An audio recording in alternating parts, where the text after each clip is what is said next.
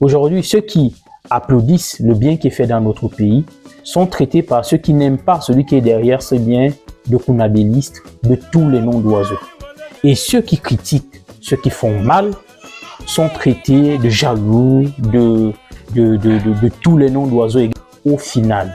Tant que nous serons dans la controverse, tant que nous n'aurons pas une attitude face à ce que nous voulons de notre pays, nous n'allons pas nous en sortir. Nous aurons même un meilleur président qui construira les immeubles et qui aura la bonne volonté comme le président que nous avons actuellement.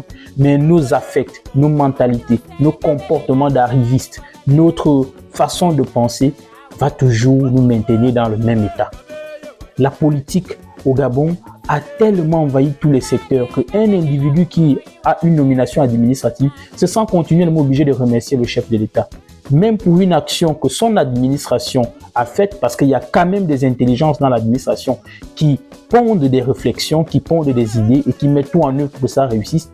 Mais lorsque le patron vient s'exprimer, il va d'abord venir faire les éloges de celui qui l'a nommé. Mais le président de la République n'est qu'un canal pour servir le Gabon. Il n'est pas la finalité, c'est un canal pour servir le Gabon. Et à force de le faire, ça donne ce que ça donne. Lorsqu'il y a un problème, tout le monde appelle le président de la République. L'air pousse devant chez quelqu'un, il appelle le président de la République. Quelqu'un a un souci quelque part, il appelle le président. Petite grève dans un secteur, président de la République. Parce que nous avons fait du président de la République un idéal, un dieu.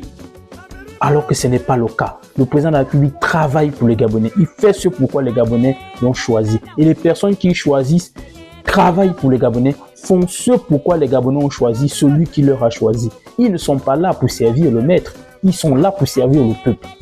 Et donc, il faut respecter tout cet environnement-là. Et c'est dans cet état que nous avons grandi, qu'on a toujours enseigné les Gabonais, qu'on a toujours orienté nos mentalités.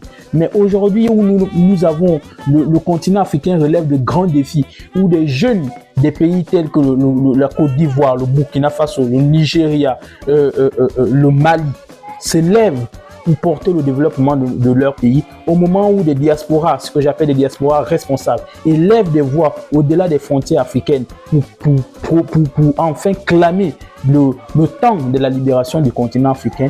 La jeunesse gabonaise ou encore le peuple gabonais ne peut pas rester en marge de ces grands mouvements, de ces grands vents. Il est temps qu'on change de mentalité, que l'on ait de véritables prises de conscience collectives et civiles qui nous amène à changer notre façon de vivre et surtout de bannir les réflexes d'hier qui ne nous ont pas construits. La vie au Gabon, tout ne tourne autour de la politique. Nous avons aujourd'hui besoin des personnes qui proposent des idées au chef de l'État, pas qui passent leur temps à chanter ces louanges, ces mélodies dans les chaînes de télé, dans les réseaux sociaux. Ça n'aide pas le pays.